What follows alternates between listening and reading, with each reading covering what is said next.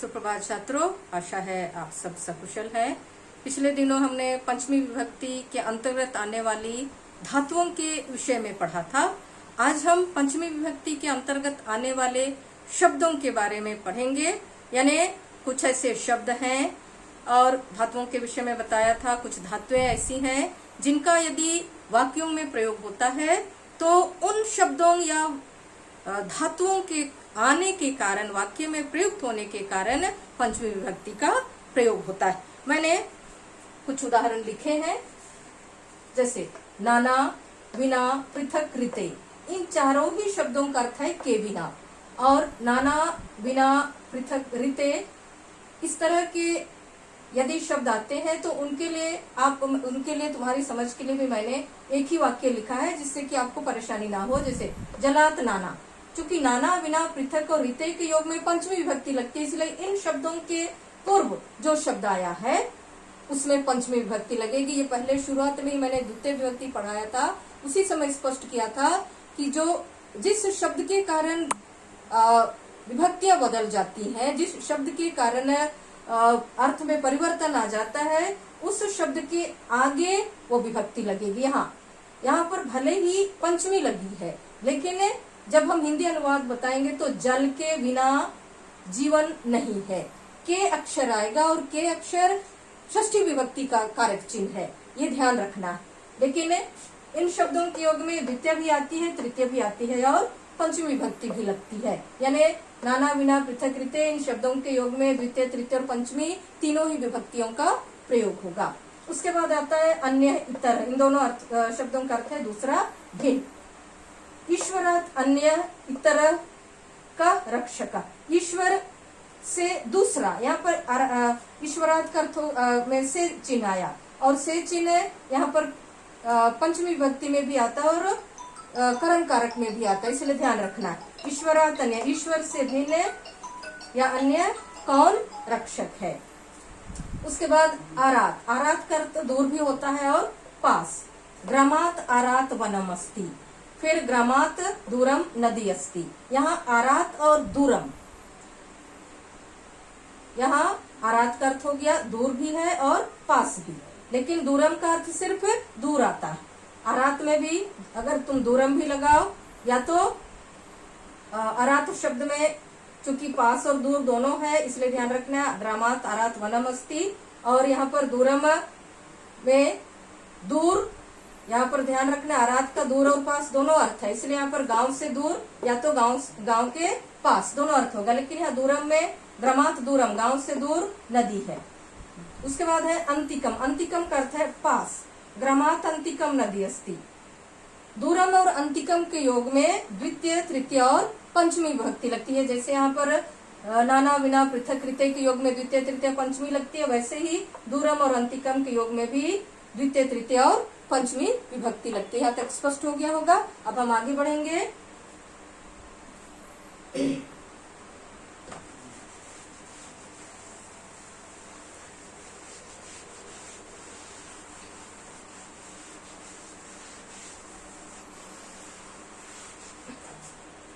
अब आगे आता है जिससे नियम पूर्वक विद्या पढ़ी जाती है। जिससे नियम पूर्वक विद्या पढ़ी जाती है या सीखी जाती है, उसमें पंचमी विभक्ति लगती है। जिससे नियम पूर्वक विद्या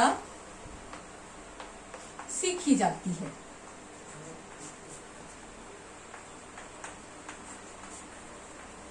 सीखी जाती है, उसमें पंचमी विभक्ति लगती है। जैसे छात्र,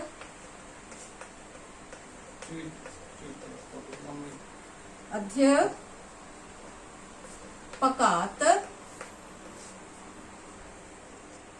पठति।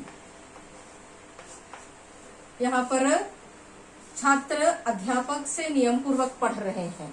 छात्र अध्यापकात पठति, छात्र अध्यापक से पढ़ते हैं। यानी अध्यापक प्रतिदिन नियम पूर्वक छात्रों को विद्या दे रहे हैं, इसलिए जिससे विद्या सीखी जाती है, यहाँ अध्यापक से विद्या सीखी जा रही है, इसलिए अध्यापक में पंचमी विभक्ति लगी है। उसी तरह तुलनात्मक अर्थ में आगे होता है तुलनात्मक।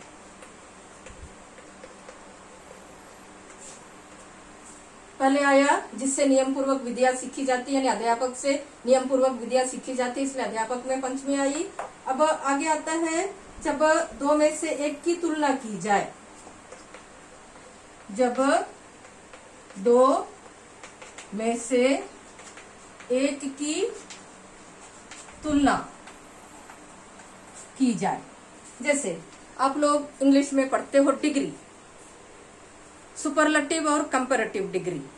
तो दो व्यक्तियों में जब तुलना की जाती है तब उसमें भी तुलनात्मक अर्थ में जब दो में से एक की तुलना की जाए, यानी दो अच्छे विद्यार्थी हैं कक्षा में, मान लिया 4 विद्यार्थी हैं, 4 में से एक विद्यार्थी अच्छा है, तो उन 3 विद्यार्थियों से एक विद्यार्थी की तुलना की जाए, तो तुलनात्मक अर्थ में भी पंचमी विभक्ति लगती है।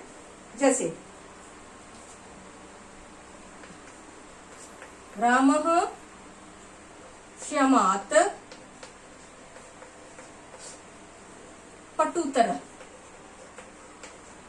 पटुतरः अस्ति। यहाँ पटु का अर्थ है निपुण,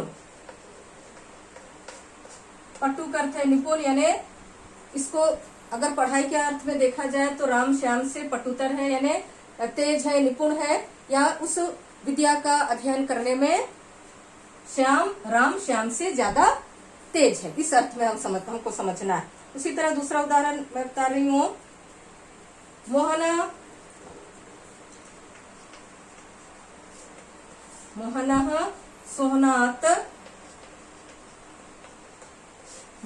सोहनात् बुद्धिमतरः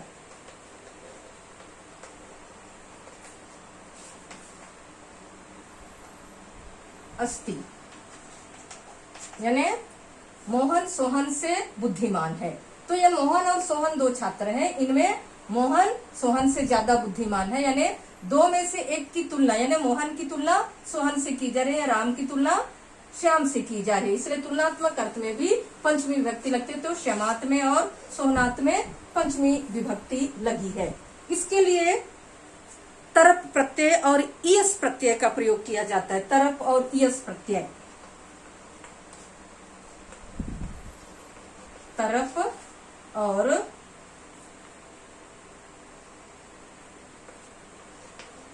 यसून प्रत्यय, तरप और यसून प्रत्यय।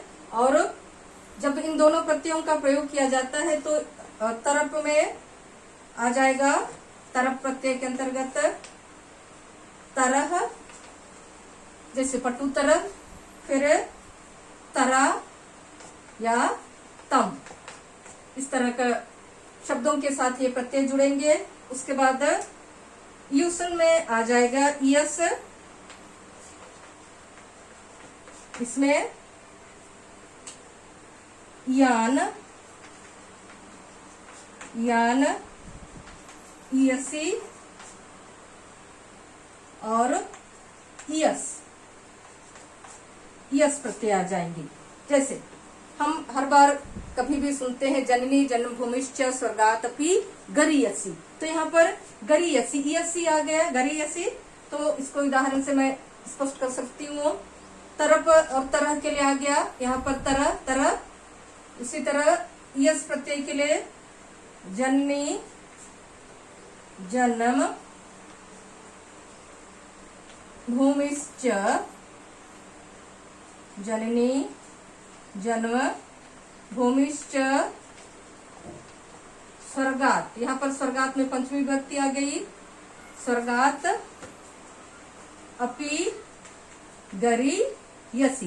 तो लिंग और वचन के अनुसार यहाँ ध्यान रखना है, यहाँ भी तरह और तरम प्रत्यय लिंग वचन के अनुसार, और यहाँ पर रा छूट गया है, तरम होगा, तरह तरम ये प्रत्यय लिंग वचन के अनुसार। उसी तरह यान इयसी इयस ये भी लिंग वचन के अनुसार प्रयुक्त होंगे। जैसे यहाँ पर जननी जन्मभूमिश्च स्वर्गादपि गरीयसी, यहाँ जननी और जन्मभूमि स्त्रीलिंग शब्द है इसलिए गरीयसी आया। यहाँ पर पुल्लिंग शब्द है मोहना, यहाँ क्षमात और सोहनात पुल्लिंग है इसलिए तरह आया। अगर स्त्रीलिंग होता तो तरह आता, नपुंसक लिंग होता तो तरम आता। तो इस तरह तुलनात्मक अर्थ में भी जो श्रेष्ठ होता है उसमें पंचमी विभक्ति का प्रयोग होता है। इसके साथ साथ जब एक वस्तु दूसरी वस्तु से अलग होती है, इतना तो है ही उपविभक्ति के अंतर्गत। इसके साथ साथ पंचमी विभक्ति में ध्यान रखना है, जब एक वस्तु दूसरी वस्तु से अलग होती है